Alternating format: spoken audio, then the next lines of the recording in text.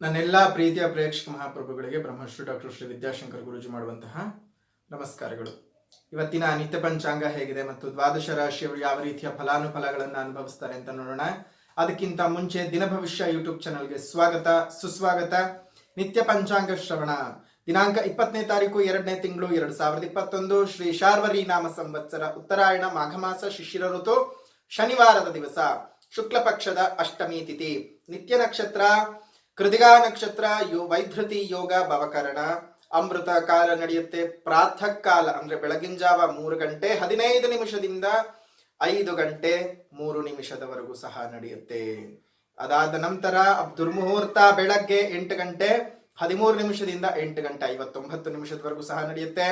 ರಾಹು ಕಾಲ ಬೆಳಗ್ಗೆ 9 ಗಂಟೆ 34 ನಿಮಿಷದಿಂದ 11 ಗಂಟೆ 1 ನಿಮಿಷದವರೆಗೂ ನಡೆಯುತ್ತೆ. ಗುಳಿಕ ಕಾಲ 6 ಗಂಟೆ 40 ನಿಮಿಷದಿಂದ 8 ಗಂಟೆ 7 ನಿಮಿಷದವರೆಗೂ ಬೆಳಗ್ಗೆ. ಯಮಗಂಧ ಕಾಲ ಮಧ್ಯಾಹ್ನ 1 ಗಂಟೆ 56 ನಿಮಿಷದಿಂದ 3 ಗಂಟೆ 23 ನಿಮಿಷದವರೆಗೂ ಸಹ ನಡೆಯುತ್ತೆ. ಇದಿಷ್ಟು ಇವತ್ತಿನ ಪಂಚಾಂಗ ಶ್ರವಣ. ಬನ್ನಿ ಮೇಷರಾಶಿಯಿಂದ ಮೀನರಾಶಿಯವರೆಗೂ ಹೇಗಿದೆ ಅಂತ ತಿಳ್ಕೊಳ್ಳೋಣ. ಮೊದಲನೇದಾಗಿ ಮೇಷರಾಶಿಯಲ್ಲಿ ಹುಟ್ಟಿರ್ತಕ್ಕಂಥವರಿಗೆ ನಿಮ್ಮ ಪ್ರೀತಿ ಪಾತ್ರರೊಂದಿಗೆ ಇವತ್ತು ಸಮಯವನ್ನು ಕಳೆಯತಕ್ಕಂಥ ದಿವಸವಾಗಿರುತ್ತೆ. ತುಂಬಾ ಚೆನ್ನಾಗಿರ್ತಕ್ಕಂಥ ದಿನಮಾನವನ್ನ ನೀವು ಅನುಭವಿಸ್ತೀರಿ. ಆರೋಗ್ಯ ಆಗಬಹುದು, ಆಯುಷ್ಯ ಆಗಬಹುದು, ಪ್ರೀತಿ ಆಗಬಹುದು, ಪ್ರೇಮ ಆಗಬಹುದು, ಪ್ರಣಯ ಆಗಬಹುದು, ಪ್ರತಿಯೊಂದು ವಿಚಾರಗಳಲ್ಲೂ ಸಹ ನಿಮ್ಗೆ ಇವತ್ತು ಯಶಸ್ಸು ಕಟ್ಟಿಟ್ಟುತ್ತೆ. ಸೊ ಹಾಗಾಗಿ ಮೇಷರಾಶಿಯವರು ಯೋಚನೆ ಮಾಡಬೇಕಾಗಿರೋ ಅವಶ್ಯಕತೆ ಇಲ್ಲ.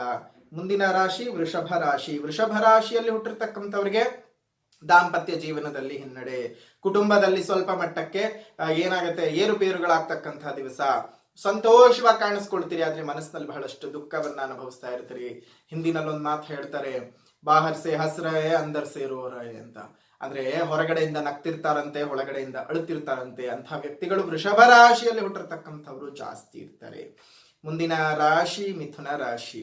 ಮಿಥುನ ರಾಶಿಯಲ್ಲಿ ಹುಟ್ಟಿರ್ತಕ್ಕಂಥವ್ರಿಗೆ ಒಡ ಹುಟ್ಟಿದವರ ಅನಾರೋಗ್ಯ ನಿಮ್ಮನ್ನ ಚಿಂತೆಗೆ ಈಡು ಮಾಡತಕ್ಕಂಥ ದಿವಸವಾಗಿರುತ್ತೆ. ದೇವಸ್ಥಾನಗಳಿಗೆ ಭೇಟಿ ಕೊಡ್ತಕ್ಕಂತಹ ದಿವಸವಾಗಿರುತ್ತೆ. ಯಾರಾದ್ರೂ ಫಾರಿನ್ಗೆ ಹೋಗ್ಬೇಕು ಅಂತ ಬಹಳ ದಿವಸಗಳಿಂದ ಯೋಚನೆ ಮಾಡ್ತಿದ್ರೆ, ಅದ್ರ ಬಗ್ಗೆ ಪ್ಲಾನಿಂಗ್ ಇಟ್ಕೊಂಡಿದ್ರೆ ಇವತ್ತು ಖಂಡಿತವಾಗ್ಲೂ ಹೋಗತಕ್ಕಂಥ ದಿವಸವಾಗಿರುತ್ತೆ. ಮುಂದಿನ ರಾಶಿ ಕರ್ಕಾಟಕ ರಾಶಿ. ಕರ್ಕಾಟಕ ರಾಶಿಯಲ್ಲಿ ಹುಟ್ಟಿರ್ತಕ್ಕಂಥವರಿಗೆ ಆದಾಯ ಹೆಚ್ಚಳವಾಗ್ತಕ್ಕಂಥ ದಿವಸ. ಸ್ವಲ್ಪ ಆರ್ಥಿಕ ಸಮಸ್ಯೆಗಳು ನಿಮಗೆ ದೂರ ಆಗುತ್ತವೆ, ಆದ್ರೆ ಮಾನಸಿಕ ಸಮಸ್ಯೆಗಳೆಲ್ಲ ಜಾಸ್ತಿ ಆಗ್ತಾ ಬರ್ತಾ ಇರುತ್ತವೆ. ಹೆಂಡತಿ ಜೊತೆಗೆ ಕಲಹ ಇರಬಹುದು, ಗಂಡನ ಜೊತೆ ಕಲಹ ಇರಬಹುದು, ಕುಟುಂಬದಲ್ಲಿ ನೆಮ್ಮದಿ ಇಲ್ಲದಿರುವಂತಹ ವಾತಾವರಣ ಇರಬಹುದು. ಈ ರೀತಿಯಾಗಿ ಕರ್ಕಾಟಕ ರಾಶಿಯವರಿಗೆ ದುಡ್ಡು ಬಂದ್ರು ನೆಮ್ಮದಿ ಇಲ್ಲದೆ ಇರತಕ್ಕಂತಹ ವಾತಾವರಣವನ್ನ ಸೃಷ್ಟಿ ಮಾಡ್ಕೊಳ್ತೀರಿ.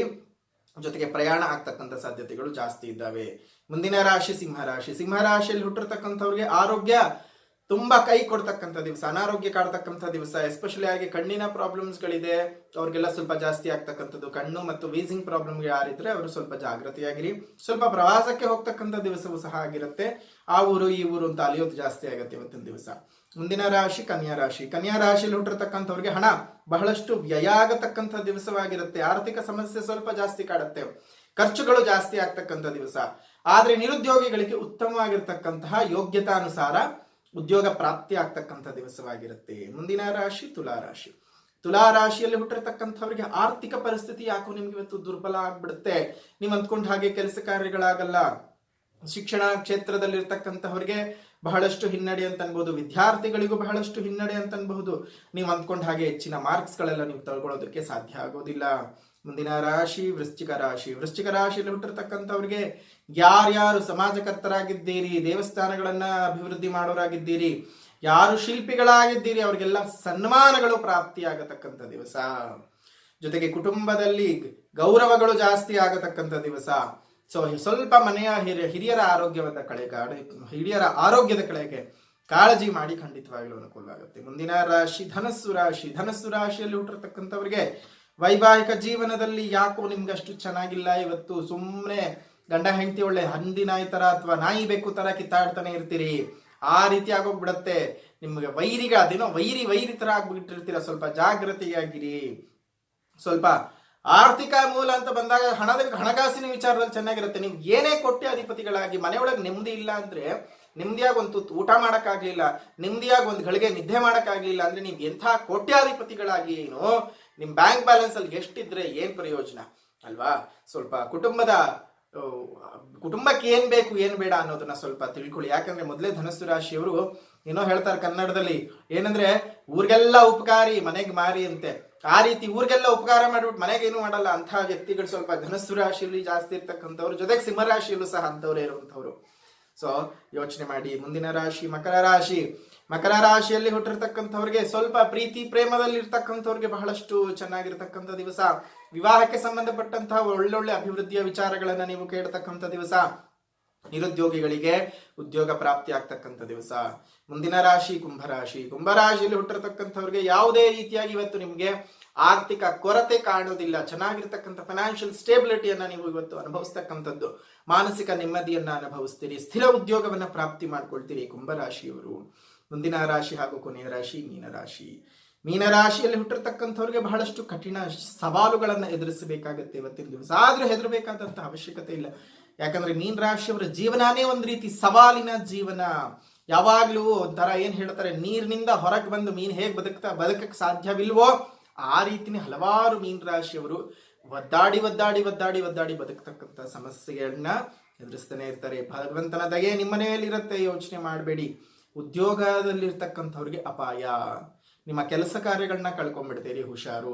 ಸುಮ್ನೆ ಬಾಯಿ ಬಂದಂಗೆ ಏನೋ ಮಾತಾಡೋದಕ್ಕೆ ಹೋಗ್ಬೇಡಿ, ಯೋಚನೆ ಮಾಡಿ ಮಾತಾಡಿ. ಮೀನ ರಾಶಿಯವರು ಸ್ವಲ್ಪ ಜಾಗ್ರತೆ ಮಾಡೋದು ಬಹಳಷ್ಟು ಒಳ್ಳೆಯದು.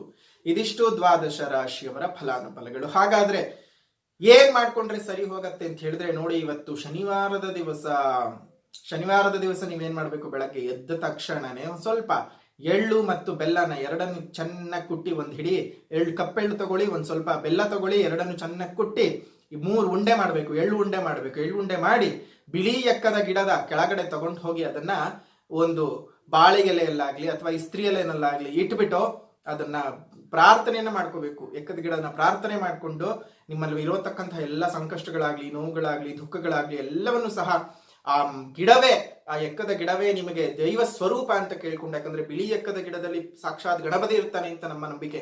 ಸೊ ಆ ನಮ್ಮ ಗಣಪತಿಯನ್ನ, ಅರ್ಕ ಗಣಪತಿಯನ್ನ ಪ್ರಾರ್ಥನೆಯನ್ನ ಮಾಡ್ತಾ, ನೋಡಪ್ಪ ನಮ್ಗೆ ಈ ರೀತಿಯ ಸಮಸ್ಯೆ ಆಗಿದೆ, ದಯವಿಟ್ಟು ಇದರಿಂದ ನಮ್ಮನ್ನ ಹೊರ ಕರ್ಕೊಂಡು ಬಾ ಅಂತ ಕೈ ಮುಗಿದು ಪ್ರಾರ್ಥನೆಯನ್ನ ಮಾಡ್ತಾ ಹಿಂತಿರುಗದ ಹಾಗೆ ಮನೆಗೆ ಬನ್ನಿ. ಖಂಡಿತವಾಗ್ಲಿ ಇವತ್ತು ನಿಮಗೆ ಸುಖ, ಸಂತೋಷ, ನೆಮ್ಮದಿ, ಸೌಲಭ್ಯಗಳೆಲ್ಲ ಪ್ರಾಪ್ತಿಯಾಗ್ಲಿ ಅಂತ ನಾನು ಸಹ ಗಣಪತಿಯಲ್ಲಿ ಪ್ರಾರ್ಥನೆ ಮಾಡ್ತಾ, ತಾಯಿ ಲಲಿತಾಂಬೆಯಲ್ಲಿ ಪ್ರಾರ್ಥನೆಯನ್ನ ಮಾಡ್ತಾ ಮುಂದಿನ ವಿಡಿಯೋದಲ್ಲಿ ಭೇಟಿ ಮಾಡ್ತೀನಿ. ಅಲ್ಲಿವರೆಗೂ ನಮಸ್ಕಾರ.